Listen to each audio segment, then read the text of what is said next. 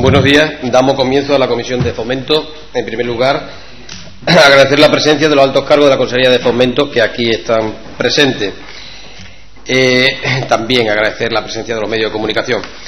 Antes de empezar la reunión, decir que ayer se registró, el Grupo Parlamentario Socialista Regionalista registró en esta Cámara un escrito por el cual retiraba la pregunta que iba dirigida al Secretario General de la Consejería de Fomento. Por lo tanto, le agradecemos su presencia, le invitamos a que siga aquí con nosotros.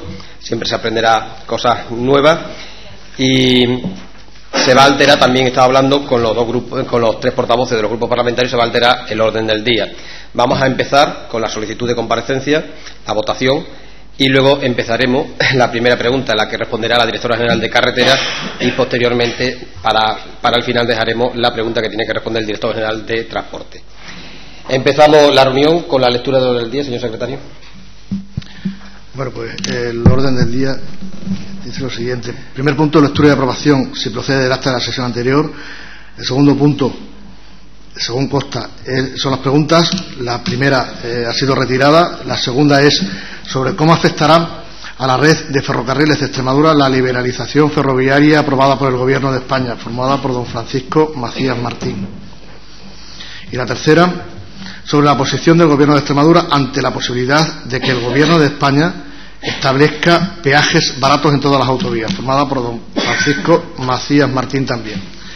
El tercer punto del orden del día es la solicitud de comparecencia del presidente de la Red Extremeña de Desarrollo Rural, Redes, a los efectos de informar ante la Comisión de Fomento, Vivienda y Ordenación del Territorio y Turismo sobre la situación del turismo rural en la región. Esta pregunta ha sido formulada por una quinta parte de los miembros de la Comisión pertenecientes al Grupo Parlamentario Socialista Regionalista, de conformidad con lo previsto en el artículo 104 del reglamento. Esto.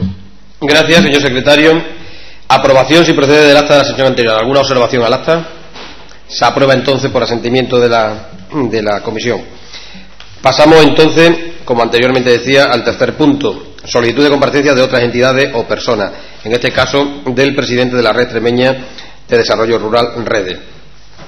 Tiene la palabra para posicionar a su grupo, en primer lugar, el portavoz del Grupo Socialista. Gracias, presidente. La Ley de Turismo de Extremadura y el Plan Estratégico de Turismo vigente destaca la labor tan importante de los grupos de acción local en materia de turismo. 24 grupos por toda la geografía extremeña, compuestos fundamentalmente por la administración local, por los empresarios y por la sociedad civil. Por lo tanto, desde el punto de vista legislativo está justificado. Desde el punto de vista de la importancia de la presencia en todo el territorio de la región, y desde el punto de vista también, ¿por qué no destacarlo?, de ser instrumento de financiación de iniciativas de turismo rural. Hoy, precisamente, los grupos de acción local son de las entidades que tienen recursos importantes para financiar iniciativas de casas rurales, de torres rurales, de turismo activo, y yo creo que están desempeñando, y mi grupo parlamentario, un papel importante, al igual que ya lo han hecho también la comparecencia del clúster de turismo, de FESTUR y de CT. Por lo tanto, creemos que en la buena sintonía que tiene esta comisión y los tres grupos que estamos también por escuchar de forma simultánea a los que tienen algo que valorar y aportar para la mejora del turismo, por eso lo traemos aquí para la comparecencia del presidente de la Red Extremeña de Desarrollo Rural. Gracias, señor Martín. En nombre del Grupo Parlamentario Izquierda Unida Verde SIE, tiene la palabra el señor Escobar. No interviene. Gracias, señor Escobar. Por el Grupo Parlamentario Popular de Extremadura Unida tiene la palabra la señora Cepeda. Buenos días, muchas gracias, señor presidente. Desde el Grupo Parlamentario Popular apoyar, como no, esta comparecencia, esta solicitud de comparecencia del presidente de Redes, puesto que estamos de acuerdo en la importancia de que cualquier asociación, cualquier organismo comparezca en esta Comisión de Fomento, Ordenación del Territorio, Vivienda y Turismo para poner sobre la mesa cualquier iniciativa, cualquier aportación que sea beneficiosa para el desarrollo del turismo de nuestra región. Por tanto, nuestro voto será favorable. Gracias, señora Cepeda. Pasamos a votación, por lo tanto. ¿Voto a favor de la propuesta? Se aprueba por unanimidad. Ahora también, posteriormente, vamos a pasar a una segunda votación por acuerdo de la Comisión de Presidentes, ya que el Grupo Parlamentario Socialista Regionalista tiene la intención de que esta comparecencia se produzca en la Comisión de Fomento que ya está señalada para el 15 de marzo. Tiene el acuerdo para que esto se lleve a cabo, tiene que ser por unanimidad de los 3 grupos parlamentarios, así ya se dijo también en esta reunión de presidentes. Por lo tanto, van a tener cada grupo parlamentario, pues le voy a dar la palabra para que exponga lo que crea conveniente. Empezamos por el grupo parlamentario Izquierda Unida Verde Los Síes. Pasa usted la palabra. Muchas gracias, señor Escobar. Señor Macías o el señor Martín, el que vaya a intervenir en representación del grupo parlamentario socialista regionalista. Una vez votada por unanimidad la comparecencia, pues está claro que cuanto antes se produzca es mejor para todos, porque estaremos deseosos todos de escuchar las propuestas de mejora para el turismo en la región. Por lo tanto, nos parece pertinente que sea en la próxima comisión del mes de marzo, una vez que también ya en un principio queda finalizado el primer ciclo de comparecencias, una vez que se han producido las otras 3 anteriores del clúster de FESTUR y de CETES. Gracias, señor Martín. En nombre del Grupo Parlamentario Popular de Extremadura Unida tiene la palabra la señora Cepeda. Muchas gracias, señor presidente. Desde el Grupo Parlamentario Popular Extremadura Unida estamos de acuerdo en que se incorpore al orden del día de la comisión que se celebrará en marzo de la comparecencia del presidente de Redes, siempre y cuando esperamos que por parte del Grupo Socialista se tenga esa misma cortesía parlamentaria cuando en las solicitudes de comparecencia de miembros del Gobierno acepten la propuesta del Grupo Parlamentario Popular de inclusión de la coletilla o persona en quien delegue, que sea recíproca esa cortesía parlamentaria. Muchas gracias. Muy bien, expuesto ya por parte del Grupo Parlamentario su argumento, pasamos a votación. Voto a favor de la propuesta para que esta comparecencia se produzca ya en la comisión de marzo. Se aprueba por unanimidad de los grupos, por lo tanto, el compareciente vendrá, Dios mediante, el 15 de marzo. Pasamos al punto número 2, pregunta con solicitud de respuesta oral ante comisión. Y empezamos por la pregunta 2.3 sobre la posición del Gobierno de Extremadura ante la posibilidad de que el Gobierno de España establezca peaje barato en todas las autovías, formulada por don Francisco Macías Martín, que tiene la palabra por tiempo máximo de 3 minutos. Gracias, señor presidente. Señora directora general, señoría, el Grupo Parlamentario Socialista está muy preocupado por la política de privatización o liberalización de las redes de transporte de España y, por lo tanto, de Extremadura. Las 2 preguntas de la sesión de hoy van en esa dirección. Nos preocupa mucho porque, de cara al futuro, un país es competitivo en la medida en que tiene unos transportes que son competitivos y, por lo tanto, pueden enfrentarse a una competencia ajena y externa, y que facilitan y sobre todo ahora que se pone tanto en evidencia la importancia de las exportaciones, un sector que es capaz de desarrollar bien su labor. Por eso nosotros nos preocupa mucho, y esta es la idea que hoy queremos trasladarle, de que los técnicos del Ministerio de Fomento se han puesto manos a la obra para estudiar los diferentes modelos que podrían implementarse en España con el objetivo de comenzar a cobrar por el uso de las autovías. Así lo manifestó don Rafael Catalá, secretario de Estado de Infraestructura, Transporte y Vivienda, quien aseguró que ya se trabaja en esta línea para analizar el impacto real de los mecanismos más plausibles y su comparativa para la implantación. También lo aseguró en el mes de mayo del año pasado el secretario de Estado de Comercio, que manifestó ser partidario de que las autovías las paguen quienes la utilizan y que el Ministerio de Fomento tenía previsto un plan que en un año comenzarían a cobrar peaje a los turismos que circulen por las autovías nacionales. Estas declaraciones se produjeron en el mes de mayo del año pasado. Por todo ello, nosotros le hacemos la siguiente pregunta: ¿cuál es la posición de la Junta de Extremadura ante la posibilidad de que el Gobierno de España ponga peajes baratos en todas las autovías? Gracias, señor Macías. Para contestarle, pues está la directora general de Carretera, doña Montaña Jiménez, que tiene la palabra por tiempo máximo de 10 minutos. Gracias, presidente. Buenos días, señorías. En primer lugar, me gustaría manifestar mi sorpresa ante la pregunta realizada, puesto que este debate no está sobre la mesa de la Consejería de Fomento ni del Gobierno de Extremadura, por lo que no me parece procedente, si me permiten el comentario, venir a debatir a esta Cámara un tema que en principio no está abierto. Ahora bien, si se requiere una valoración sobre la pregunta formulada, puedo afirmarles que el Gobierno de Extremadura está en contra de que se establezcan peajes en las autovías, puesto que este hecho podría implicar el desuso de dichas infraestructuras en detrimento del resto de vías convencionales. Muchas gracias. Gracias, señora directora general. A continuación tiene la palabra el señor Macías por tiempo máximo de 5 minutos. Muy bien, señora directora general, no digo yo que esté encima de la mesa de la Junta de Extremadura, está encima de la mesa de quien tiene la competencia, que es el Ministerio de Fomento. Esto viene dado por dos motivos. Una es que la patronal de autopistas quiere cobrar peajes en todas las autovías, lo han dicho delante de la señora ministra de Fomento, lo han planteado en todas las reuniones.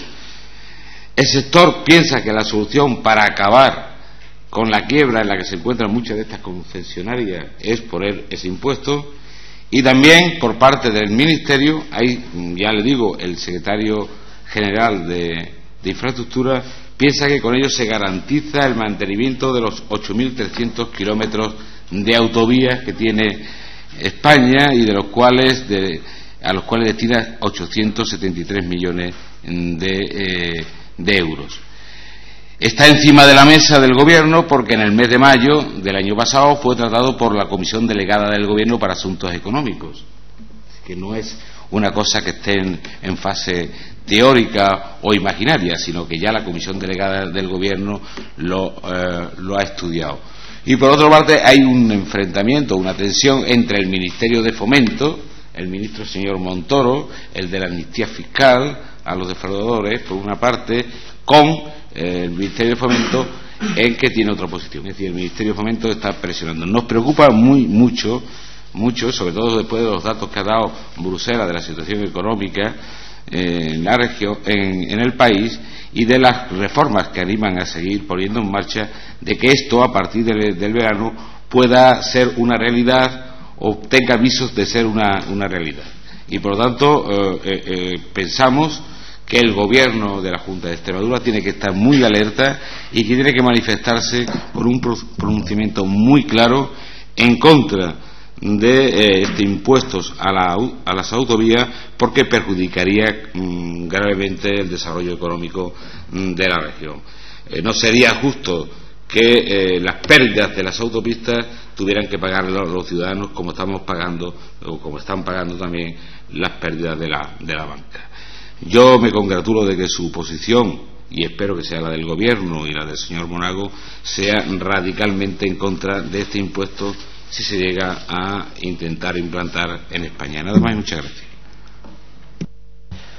Gracias, señor Macías. A continuación, para el turno de dúplica, tiene la palabra la directora general por tiempo máximo de 5 minutos. Gracias, presidente. Como bien sabe, señoría, el consejero de Fomento ha sido preguntado en varias ocasiones sobre este tema, y respecto a las carreteras regionales, que son las de nuestra titularidad y competencia, no nos planteamos el pago por uso. Imagino que el Gobierno central, ante el reto que supone la reducción del déficit, se encontrará estudiando múltiples opciones con objeto de disminuir los gastos.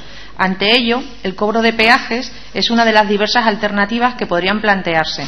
Lo que sí le puedo afirmar es que a día de hoy no se me ha comunicado oficialmente por escrito este asunto y no existe siquiera un anteproyecto de ley.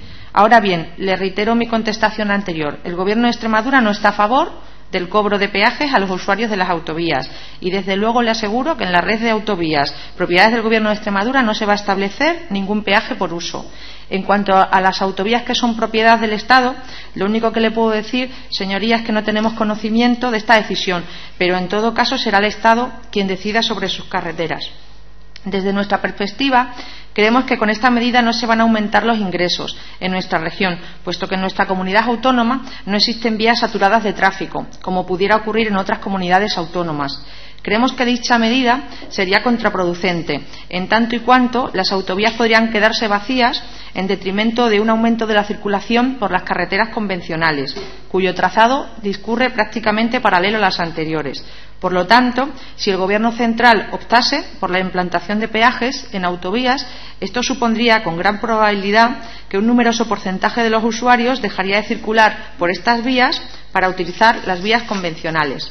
En todo caso, y para concluir, si se nos solicita posicionamiento desde los organismos competentes en este sentido, tanto el Gobierno de España como el Ministerio de Fomento serán convenientemente informados de nuestra opinión, la cual resulta discrepante con esta medida. Muchísimas gracias. Gracias, señora directora general, por su comparecencia ante esta comisión. Pasamos a la siguiente pregunta, que está también formulada por don Francisco Macías Martín, relativa a cómo afectará a la red de ferrocarriles de Extremadura la liberación ferroviaria aprobada por el Gobierno de España. Para argumentarla tiene la palabra el señor Macías por tiempo máximo de 3 minutos. Gracias, señor presidente. Esta es la segunda parte del planteamiento que estamos haciendo, de la preocupación que tenemos por la liberalización o privatización de las redes del transporte en nuestro país y, por lo tanto, en España. Más allá de todo planteamiento, aquí ya es una realidad, es decir, se ha producido una liberalización, llama el Gobierno de España, nosotros decimos un paso hacia la privatización del ferrocarril en nuestro país. Se ha dividido Renfe en 4 sociedades anónimas, encargadas por separado de los servicios de mantenimiento, de viajeros, de transporte de mercancías y de material rodante, que entrará en vigor y estará en pleno funcionamiento el día 1 de julio de este año. Por otro lado, en el Real Decreto 22/2012 de 20 de julio, en la disposición adicional primera, reestructuración de servicios e infraestructuras ferroviarias, que es la que también divide a Renfe en 4 sociedades, plantean en esta adicional primera que en el mismo plazo establecido en el apartado anterior, el Ministerio de Fomento elevará al Consejo de Ministros una propuesta en relación con las prestaciones de servicios ferroviarias de media distancia que no tengan la consideración de obligaciones de servicio público. El 55% de nuestras circulaciones, de nuestros trenes, de nuestros servicios ferroviarios, no tienen en estos momentos la consideración de obligaciones de servicio público, es decir, que a partir del 1 de julio está en riesgo el que siga funcionando. Es decir, en estos momentos la mayor parte de nuestros trenes, prácticamente todos los trenes que salen y tienen su llegada en Extremadura, están fuera de la consideración de obligación de servicio público. Por eso nosotros queremos preguntarle a la Junta de Extremadura cómo va a afectar a la red de ferrocarriles de Extremadura la liberalización ferroviaria aprobada por el Gobierno de España. ¿Tienen pensado firmar el convenio con Renfe? ¿Cuándo lo van a hacer? ¿Y en qué medida esto puede salvar a nuestra red de ferrocarriles regional o de que transcurre o circula por la región? Nada más, muchas gracias. Gracias, señor Macías. A continuación tiene la palabra el director general del transporte, don Miguel Ángel Rufo, por tiempo máximo de 10 minutos. Gracias, señor presidente, señorías. Buenos días a todos. Respondo a su pregunta, señor Macías.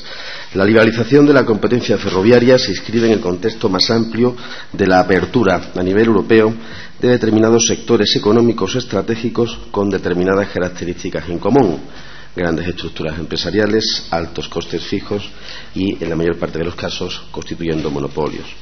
Sectores como las telecomunicaciones, los servicios postales, la energía, el transporte aéreo y el transporte ferroviario han abordado durante los últimos años en toda Europa procesos de liberalización, siguiendo las instrucciones y las directivas comunitarias. El origen del proceso liberalizador del ferrocarril en el ámbito de la Unión Europea se produce con la aprobación de la Directiva 91/440 sobre el desarrollo de los ferrocarriles comunitarios. Esta directiva, desde el punto de vista de la liberalización, establecía tres partes bien diferenciadas. Por un lado, la obligación de separar, al menos en el ámbito organizativo y contable, la infraestructura cuya propiedad y administración estarían en manos del Estado de la explotación de los servicios de transporte, que correría a cargo de empresas de transporte, ya sean privadas o públicas. En segundo lugar, promovía la creación de contratos de servicio público entre los Estados y las compañías para regular los servicios regionales y de cercanías, y establecía que los servicios de larga distancia deberían autofinanciarse. Por último, venía a establecer que cada Estado debería garantizar el libre acceso y tránsito de las empresas ferroviarias y sus agrupaciones internacionales para la prestación de los servicios internacionales de transporte. Así que, por un lado, esto obedece a una directiva europea que hace ya bastantes años marcó el camino a seguir para todos los países o Estados miembros. En el caso de España, con la entrada en vigor el 1 de enero del 2005 de la Ley del Sector Ferroviario, en nuestro país se abrían las puertas a la liberalización del transporte ferroviario, que de ese modo quedaba adaptado a lo contemplado por la normativa europea para el sector. El primer paso dado por el gobierno del entonces presidente José Luis Rodríguez Zapatero fue la segregación en dos empresas de la gestión de las infraestructuras, por un lado, y de la explotación del servicio del transporte, por otro. Su aprobación se produjo en el último Consejo de Gobiernos de 2004, que aprobó los estatutos de las dos nuevas entidades, Renfe Operadora y Adif. Desde ese momento, Adif, como ya lo hacía AENA en el sector aéreo, se encargaría de gestionar la red ferroviaria y se encargaría de adjudicar y gestionar los derechos de uso de las vías entre las empresas que entrarían en el mercado ferroviario tras la liberalización. Por otro lado, Renfe Operadora sería la compañía ferrooperadora que competiría con el resto de compañías ferroviarias. Hasta entonces, Renfe Operadora sería la encargada de prestar el servicio de transporte de viajeros que se desarrollara sobre nuestra red ferroviaria. Para ir preparando el camino, Renfe, ya en noviembre de 2004, el mismo gobierno presentó su reestructuración en varias direcciones generales operativas: la Dirección General de Gestión de Capacidad y Mantenimiento de Infraestructuras, la de Servicios a Operadores Ferroviarios, la de Servicios de Transportes de Cercanías y Regionales, la de Servicios de Transporte de Alta Velocidad y la de Mercancías y Mantenimiento Integral de Trenes. ¿Sabe qué decía sobre todos estos movimientos su compañera entonces ministra de Fomento, Magdalena Álvarez? Pues hacía mucho énfasis en dejar bien claro que la liberalización del sector no implicaba que se fuese a privatizar Renfe, que no debía confundirse su privatización con la apertura de la red a otros operadores, que por otra parte venía motivada por directivas europeas. Siguiendo ese largo camino que ahora culmina, después de 72 años de gestión única por parte de Renfe y conforme, como ya ha quedado claro, a las directrices de la Unión Europea, en julio del pasado 2012 el Ministerio de Fomento del Gobierno de España anunciaba, mediante decreto ley, la liberalización del transporte ferroviario de viajeros a partir de julio de 2013, mediante su apertura a otros operadores, así como la reestructuración de las actuales empresas públicas que ahora lo gestionan. Conforme a lo previsto en ese Real Decreto Ley 22/2012, el Consejo de Gobiernos del 22 de febrero de 2013, hace unos días, acaba de aprobar las disposiciones necesarias para avanzar en ese proceso de liberalización del transporte de viajeros por ferrocarril, que es el que resta por liberalizar, y garantizar que el mismo se produzca de manera ordenada y progresiva. El Ministerio ha justificado el esfuerzo liberalizador del mercado ferroviario de viajeros por las enormes pérdidas anuales que ahora genera, en torno a 2.500 millones de euros, así como por la ineficiencia que presenta un modelo de gestión prácticamente agotado. Los rasgos principales de ese plan son la división de Renfe en 4 sociedades: una se encargaría de viajeros, otra de mercancías y logística, una tercera para la fabricación y mantenimiento y una última y cuarta para el arrendamiento de material rodante. El Ministerio ha insistido especialmente en minimizar los costes económicos del actual modelo ferroviario mediante la promoción de su reforma, ya que a su juicio es necesario justificar la inversión hecha en infraestructuras con unos servicios ferroviarios eficientes, racionales y competitivos. Por ello, y en virtud de esta reforma, las actuales 3 empresas ferroviarias públicas se reestructurarán para adecuarse a esta nueva fase de apertura del ferrocarril, pero manteniendo su titularidad estatal. En la actualidad, estos 3 actores principales del sector suman pérdidas anuales de 447 millones y acumulan una deuda de 20.730 millones. En Extremadura, vamos a centrar ahora la respuesta en Extremadura. Las históricas carencias que ha venido padeciendo el transporte ferroviario en Extremadura, siempre explotado y gestionado por Renfe Operadora, así como su baja cuota de participación en el mercado de transporte de viajeros en la comunidad, animan a pensar que la liberalización del sector podría resultar beneficiosa para nuestro ferrocarril. No podemos olvidar que hasta ahora las competencias en materia ferroviaria son exclusivas del Ministerio de Fomento, Adif y Renfe, por lo que a pesar de los esfuerzos que los gobiernos autonómicos han realizado en los últimos años por impulsar el ferrocarril en la región, nunca se ha llegado a una solución global que permitiera el salto de calidad que nuestro ferrocarril necesita, al seguir lastrado por el monopolio de las empresas que lo gestionan y que por lo general han permanecido ajenas e insensibles a nuestras necesidades. Esto ha supuesto que los servicios ferroviarios regionales siempre hayan tenido pocos usuarios y un alto déficit de explotación, suponiendo ello un serio riesgo para la supervivencia de muchos de ellos. Por ello, y a pesar del deficiente servicio ferroviario prestado en nuestra región, Renfe ha sufrido en los últimos años pérdidas de entre 20 y 25 millones de euros anuales. De nada ha servido, por tanto, que el Gobierno regional haya destinado ingentes cantidades económicas para compensar su déficit y garantizar la continuidad y mejora de todos los servicios. Estas medidas de apoyo autonómico, realizadas con el buen fin de mejorar nuestro servicio ferroviario, no fueron la solución que se esperaba. Ni cumplieron los objetivos acordados, ni consiguieron aumentar la cuota de usuarios a los porcentajes que se fijaron.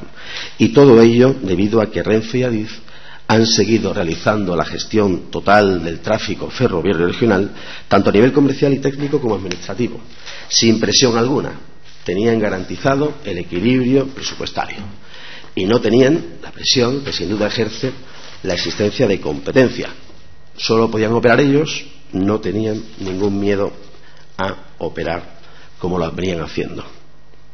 Con el nuevo horizonte que se abre con la liberalización del sector, se propiciará, entendemos, la llegada de nuevos operadores ferroviarios con trenes más adecuados a la demanda y menores costes de explotación, lo que sin duda abriría la puerta a la competitividad con Renfe y a la mejora de la actual oferta, tanto a nivel comercial como en número de servicios. Por ello, no dudamos en que esta medida podría ser altamente beneficiosa para nuestros ciudadanos, posibilitando nuevas alternativas de transporte que permitan mejorar la movilidad por ferrocarril en nuestra región. Eso es todo. Gracias, señor director general. A continuación tiene la palabra el portavoz del Grupo Socialista por tiempo máximo de 5 minutos. Gracias, presidente. En primer lugar, muy brevemente, para su primera parte, la liberalización propuesta de Europa. Eso ya se planteó también con el sector de la energía.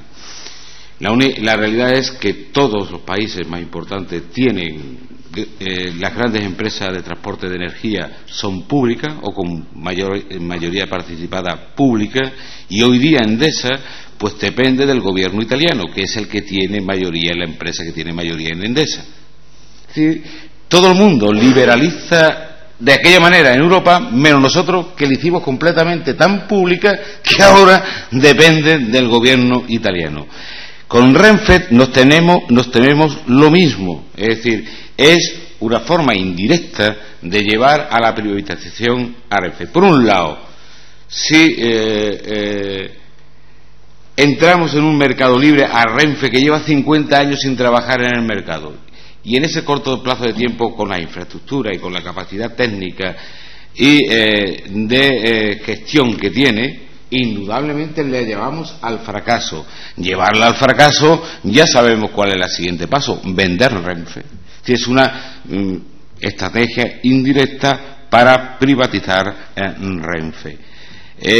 ¿Lo va a hacer todo el mundo? Pues puede ser que al final Renfe lo compre, igual que nos pasó en el sector de la energía, una empresa, una operadora pública alemana o francesa, que estará marcando la política ferroviaria en nuestro país desde los intereses, indudablemente, de un país externo. Esa es, desgraciadamente, la experiencia que tenemos con el anterior gobierno Aznar y la experiencia que creo que vamos a vivir en los próximos años. Decirle, y me gustaría que nos explicara por qué cree usted que la liberalización va a beneficiar a Extremadura. ¿Por qué? Si nos tiene que dar los argumentos. ¿Sí? Mire, eso va a suponer una gran inversión en la mejora de infraestructura, en la mejora de los trenes, en esto y en lo otro, y van a venir de fuera a invertir a la región y por lo tanto van a hacerlo rentable. Que es lo que usted está planteando, porque claro, nadie invierte y gasta su dinero cuando es privado si no tiene rentabilidad inmediata, y cuando se equivocan, como las autopistas, quieren que lo paguen los ciudadanos. La realidad en estos momentos, señor Rufo, es que Extremadura es una de las regiones más afectadas por los recortes en el servicio de ferrocarril del gobierno de Rajoy ante la sumisión del señor Monago y del señor del Moral. Sí, y ustedes incluso hicieron la trampa aquella de decir, no, mire, no nos afectan, a nosotros nos mantienen vivo el 85% de las obligaciones. Si se referían ustedes a los kilómetros, después ya el señor consejero, para rectificarle en la nota que salió de su dirección general, dijo, no, mantenemos vivo el 85% de los kilómetros, porque claro, de las circulaciones es el 55% el que ha desaparecido en estos momentos, la mayoría, ¿verdad? Entre ellos está en riesgo y está en peligro también el tren Zafra-Huelva, que nos gustaría que se lo pronunciaran ustedes, porque ese también está dentro de ese proceso de liberalización y de esa maravilla de futuro que es la privatización, que seguro que van a poner un magnífico tren electrificado de Zafra a Huelva, la iniciativa privada.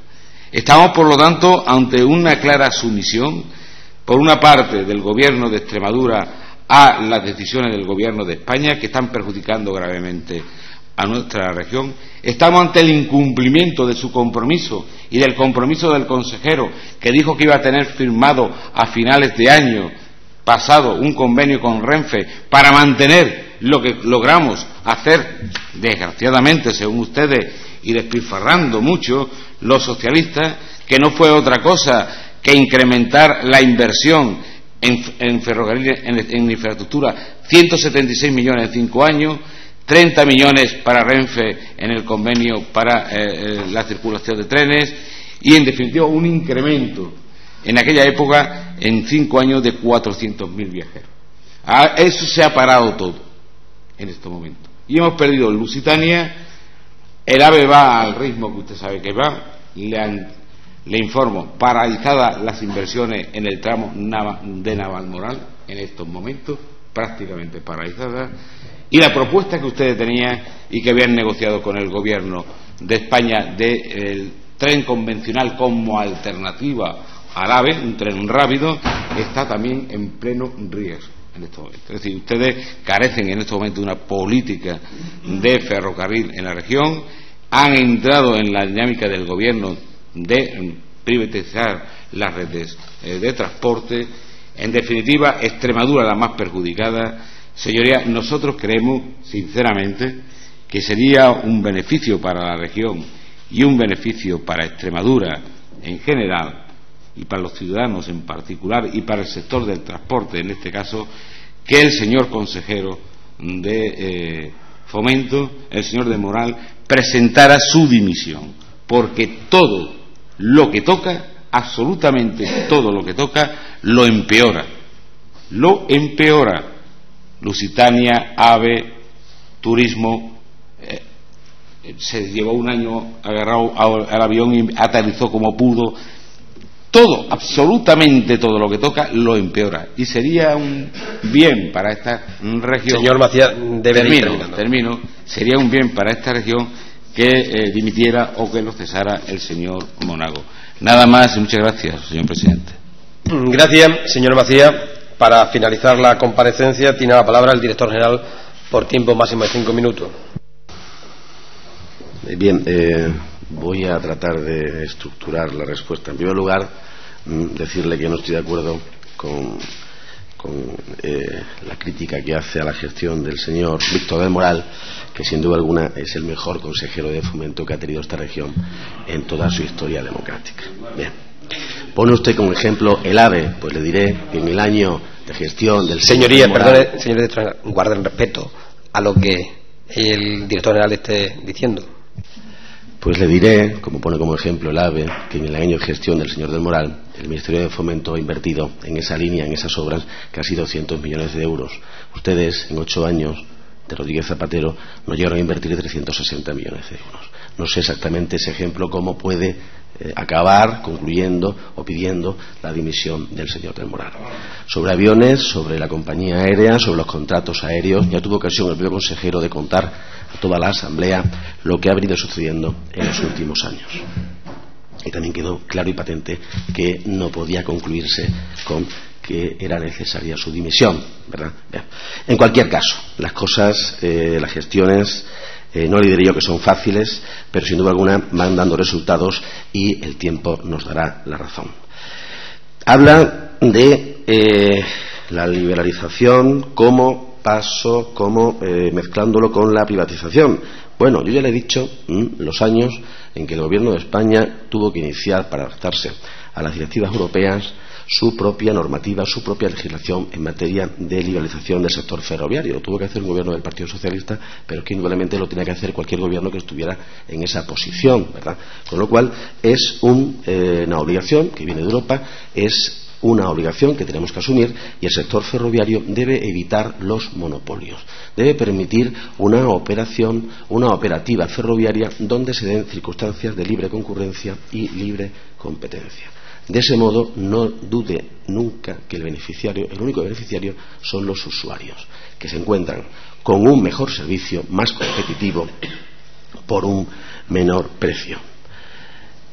En Extremadura, desgraciadamente, y a pesar, lo he reconocido siempre, de los esfuerzos que todos los gobiernos autonómicos han hecho en pos del servicio ferroviario, Adif y Renfe, el Ministerio de Fomento, no ha sabido ofrecer un servicio ferroviario adecuado a nuestra región. Pero además de no conseguirlo, las pérdidas que acumula son multimillonarias. Entonces tenemos dos opciones: quedarnos como estamos o progresar. No vale ser inmovilistas en una situación, en una gestión que ha dado siempre malos resultados. La liberalización la tenemos que ver como una oportunidad de que esos servicios puedan ser prestados de otra forma por la misma Renfe, que se verá obligada, que recibirá un estímulo, porque se verá obligada a competir. Ya no será la única, pase lo que pasa. Ya no será la única por muy mal que lo haga. Ya no.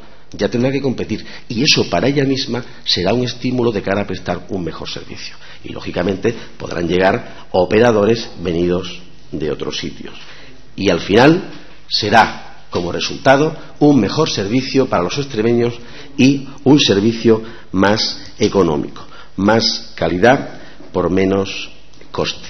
Hasta ahora nos hemos venido gastando, los extremeños, 7,5 millones de euros por mantener los servicios ferroviarios.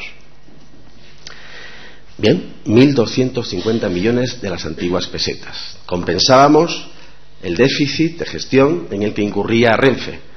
Si Renfe era la única empresa que operaba, pues ya me contará usted a mí qué nervios, qué temores, qué preocupación tenía Renfe por prestar un buen servicio. Tenía garantizado, hiciera lo que hiciera, su compensación económica a final de año.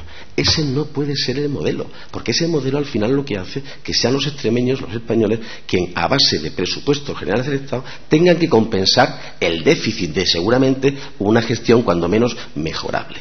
Por tanto, no tengamos miedo a la liberalización, no tengamos miedo a que entren en escena nuevos operadores. Si ya lo decía la ministra Magdalena Álvarez, no confundamos los términos. Esto va a venir bien, esto va a servir para que Renfe en ese nuevo escenario, como decía antes, encuentre estímulos suficientes y pueda experimentar seguramente una catarsis interna que propicie en ella una actividad, una forma de gestionar seguramente más competitivo. Y después no tengamos miedo a competir, ningún miedo. Los extremeños no tenemos que tener miedo a competir nunca, siempre y cuando las normas sean iguales para todos, tengamos igualdad de oportunidad. Nadie debe tener miedo a competir, al contrario, nos deben dar miedo los monopolios, esas situaciones que domina una sola empresa, que nos hace depender de forma exclusiva de su actividad, sea buena o sea mala. Por tanto, yo le transmito a los extremeños que esta medida de liberalización que viene de Europa, que iniciaron ustedes en el Gobierno central y que ahora continúa este Gobierno de España, no tiene ni muchísimo menos que asustarnos, porque todo lo contrario, revertirá en unos mejores servicios de mayor calidad y más baratos. Nada más. Muchas gracias, señor director general. Terminado el punto segundo y no habiendo más asunto que tratar, se levanta la sesión.